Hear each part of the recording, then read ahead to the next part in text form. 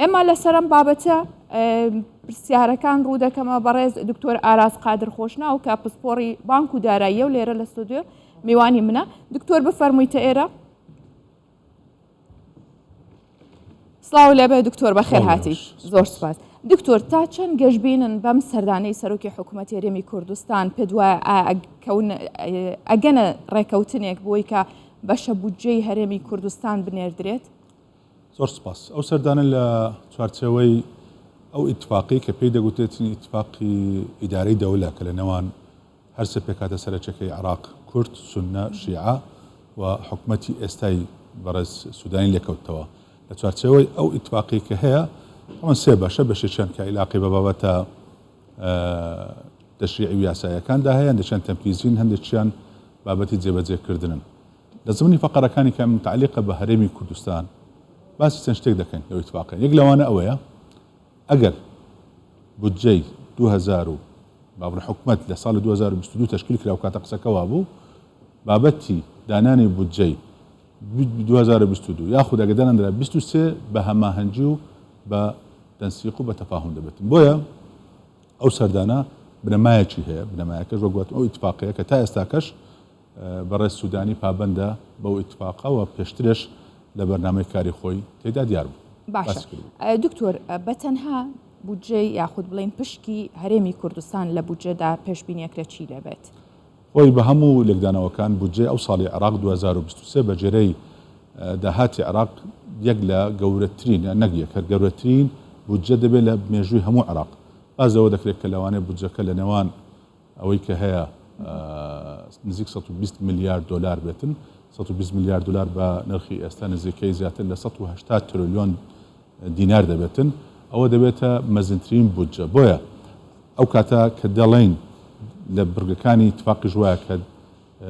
گفتوگۆی دانانی بودجێ عێراق دەکەین لەسەر بنەمایە دەستوریەکان بێتن، واتە وەک پێشترێوانە بێتن. پێشترێ بەشێکی زۆری کە حەسەی هەرێمی کوردستان بوو لە ڕێگەی ئەوەی کە ئەوەی پێدەگرن خەرجیە سیادیەکان، خەرجیە حاکیمەکان ئەوەندە زیاد کرابوو بە نەوعی چوا بوو، غێر ئەوە هەموو دەردەهات لە کوێ گشتەکە. ئەوجا دواتر لەوێن دەرێ پشتی هەرێمی کوردستان پێشتر 107 دەبوو بە اتفاقی سیاسی کرا 12.67 و ئەو ساڵ ئایندەوە بڕیارە بکرێتە 13 نزیک 140 بە جێرەی ئاخر سەرژمێری دانیشتوان کە لەلایەن وەزارەتی پلاندانان کرایە. بۆیە ئەگەر وا بێتن لەسەر ئەساسە بێتن ئەو کاتە 140 لە چی لە نەفەقات و باسێک فقەرەکەی فعلی لا بدرێتن کە باسی نەفەقات دەکرێت. پێم وایە ئەگەر بێت و 180 تریلیۆن بێتن بۆ حسابەوە بکەین، ئەوانەی کە نەفەقاتی سیادی و حاکیمە لە عێراقدا وا بکەین کە لە 50 تریلیۆن ڕەت نەداتن،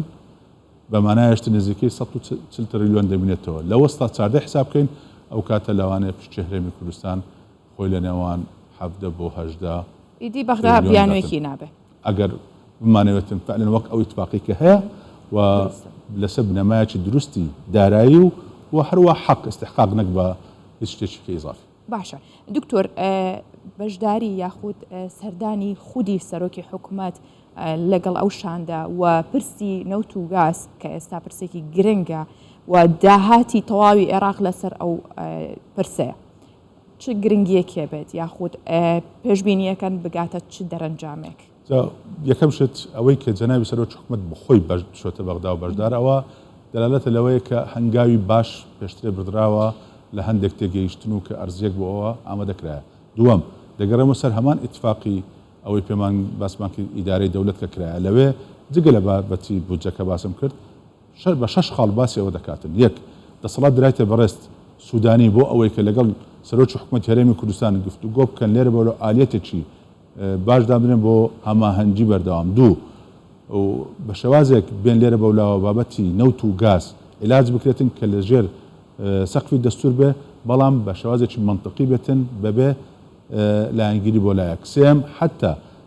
باسی فقەڕێک دەکاتن دەرچەیەکی یاسایی گونجاو بدۆزرێتەوە بۆ بابەتە یاساییەکان. چارەم تەسعید نەکرێتن، واتە شت گەورە نەکرێت سەبارەت بەو هەندێک بڕیاری پێشترێک کە دەرچووە لە دژی هەرێمی کوردستان. ئەو بابەتانە هەمووی لە ناو ئەو ئیتفاقیدا هەیە. وایە کە ئێستا بەڕێز سوودانی و حکوومەتی بەغدا ئەگەر پابەندن بەوە حکوومەتی هەرێمی کوردستان پێشترش ئامادەی خۆی دەربڕیە و پاشەوەی کە ماوەیەکی پێشێستا چەندین جار لیژنە فەرمیەکان چوون لە ئاستی بەڕێز وەزیرەکان چوون ئەو ڕۆکە کە جنابی سەرۆکی حکوومەت بەخۆی چووە بۆ ئەوەی ئێمە لە ئینگلیس بڵێن فاینەلایزینگ واتە بۆ ئەوەیە کە کۆتایی پێهێنانی وردەکاریەکانە لەبیر نەکەین ئەو جارە بەجێوە زانیاریەکانی من یەکەم جارە کە شاندی هەرێمی کوردستان لە دانانی بودجە لە ئاستی وەزارەتی دارایی عێراقش بەشدار دەبێت نەک تەنها ئەوەی کە جاران دەچووە ئەنجومەنی وەزیرانیش لە ئەنجومەنی وەزیران لەوەی ئەگە وەزیرە کوردەکان مناقشەیەکیان بکردبە دواترێ کە دەچووە پەرلەمان زۆر شت تێدا فەڵان ئەو جار لەوێ گفتوگۆ دەکرێت بەڵام ئەو جارەی وا بڕێت چکە تا ئێستاکە ڕەشنووشی بودجەی 2023 لە وەزارەت دارایی ڕەوانەی ئەنجومەنی وەزیران نەکرایە بۆ چاوەڕێی ئەو اتفاقی نێوان کاتە دکتۆر لە ڕوانگەی ئەمە کە باست کرد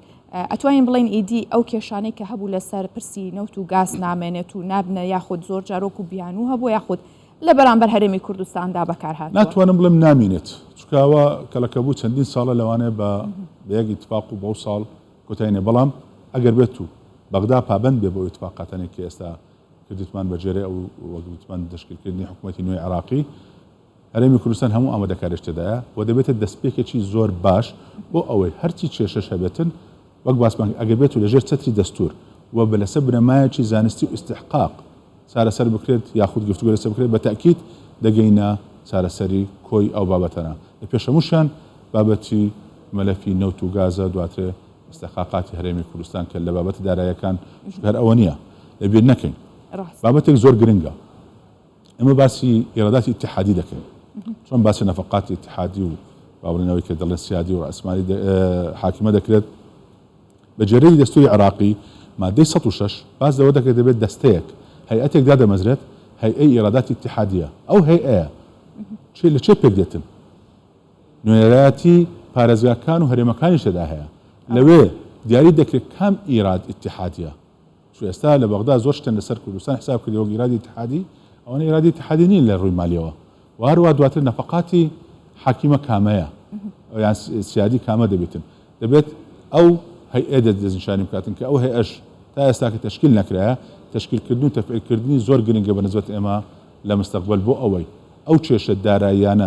باسی داراییەکە دەکەم کە لە نێوان هەرێمی کوردستان و بەغدا دەبێتن زۆر کەم بێتەوە بگاتە ئاستێککە بتوانین لە گەشتنش باشتر هەبێت باشە دکتۆر بە دەرفەت هێزان باسی ئەو بکەین کە ئەبینین ئێستاش بەهای دینار بەرامبەر بە دۆلار زۆر ناجێگیرە ئایا ئەم کۆبوونەوەیە وام سەردانی ئەمڕۆ و ڕووداوە گرنگی ئەمڕۆ لە بەغدا هیچ کاریگەریەکێ بێت لەسەر بەهای دینار و دۆلار یاخود ئەتوانرێت لە ڕێگەی پرسی نەوت و گازەوە کە چارەسەر بکرێت بە هەمان شێوەش بەهای دینار بگەڕێنەوە من پێم وانە ئەو با بڵێن ئەو گۆڕانکاری ئێستا لە بەهای دینارە پێوەستی بە پەیوەندی نێوان هەولێر و بەغدا بێت بابەتێکی سیاسی گەورەترە لەوە زۆر بەڕاشکاوانە بۆی بە زمانێکی ئاسان بە خەڵک بن ئەوەی کە ئێستا هەیە لەو بابەتێک ئەمریکا نیگەرانە لەوەی کە دۆلاری کە لە عێراقە چکە بەشی هەر زۆری ئێرادی عێراق تازەکە باسێک لە فرۆشتی نەوتە کە ئەگەر باسیکەین ئێرادی فرۆشتی نەوتیش بە دۆلارە ئەو دۆلارە لە ڕێگەی ئەوەی کە پێشتر ناوی لێنرا بوو فرۆشتنی دۆلار یان مزایدی دۆلار بە شێوازێک بوو کە زیاتر لە 185 جارێ بۆ 190 لە شکلی حواڵات دەڕۆی بەشێک لەو حواڵەتانە وەهمی بوون و هەمووشمان دەزانین بۆ چۆ دەچوو ئەوانەیە بۆ یەک لە وڵاتەکانی جیران دەچوو ئەوەی پێ قبول نییە جاکە ئەوەی پێ قبول نییە ئەمریکاش ئێستاش دەوێت زۆر بەڕاشکاوانە بڵێن هۆکاری جێگیربوونی نرخی دیناری عێراقی لە پێشتر دەبەرچی بووە ڕاستە عێراق هەندێک جار حتا گە کێشەی ئابووریش و داراییش هەبێتن بەڵام لە ڕووی سیاسەتی نەقتینە نەقدی کێشەی نەبووە لەبەر ئەوەی ئەمریکیەکان بەڕاستی لەوە پاڵپشت بوونە هەموو دەم لەگەڵ بووینە وەک چۆن لە وڵاتەکانی کەنداو لە ئوردن بەو شێوازە بۆ تا ئێستا بەڵام هەر شوێنێک ئەگەر بێت و هەر وڵاتێک لە سیاسەتی گشتی ئەمریکا بە تایبەتی لە بابەتی داراییەکاندا لابدات لە بەسەترین سزادانی بە شێوازێکی ناڕاستە و خۆش بیتن یەکەم شت ئەوە دەبێت کە تێکچوونی یاخود دابەزی نرخی دراوی ئەو وڵاتە دەبێتن عێراق ئێستا زەنگێکی مەترسی لۆ هەڵکراوی یان دەبێت پابەندی بەو ڕێکارە دارایی و نەختینانێکی ئەمریکا و مجتەمەعی نێودەوڵەتی دەهوێتن و چۆن بێتن یاخود ئەگەرنا ئەوە مەسیری نرخی دیناری عێراق بەڵام لە بڕووی سیاسیەوە بۆ عێراق بەدلێکدانەوەی خۆم ئەوە دەبێتن چونکە لە ئامانجی کابینەکەی بەڕێز سودانیش و پێم وایە ئێمەش لە حکوومەتی هەرێمی کوردستان لەگەڵ ئەوەداینە کە هەرچی نەبێ بۆ ساڵی 2023 ئێستا استقرار بۆ دیناری عراقی بگەڕێتەوە بەرامبەر دۆلار پابەندبوونیش هەبێتن بەو ڕێنمایە دارایی گشتیانەی کە لەلایەن ئەمریکا و مؤسساتی دەولی هەیە بۆ عراق بۆیە عراق پێشی وڵاتانی تر بێ و خەڵکی خۆمان ئەولاترە بەوەی کە بەو خێراتەی کە هەیە و نابێت ببینە هۆکارێک بۆەوەی ئەگەر بێت و دیناری عراقی خوا نەخواستە تووشی هەندێک کێشێکی بێتن ڕاستکردنەوەی ئاسان نابێتن کە من پێم وایە ئەوەی ئێستا هەیە کاتی دەبێتن و لە ماوەیەکی نزیکدا چارەسەر دەکرێت. باشە دکتۆر بەشداری کورد لە ڕەشنووسی یاخوو بڵێن دەستوری عراقیدا تا چەند گرنگە بێت لە پرۆژە یاسای بودجە ڕەشنووسی پرۆژە یاسای بودجە کورد بەشدار بێ پێش پەرلەمان ئەمە چه گرنگیەکێ بێت ئەوەی یەکەم دووبارە دەگەڕێمەوە سەر یەکەم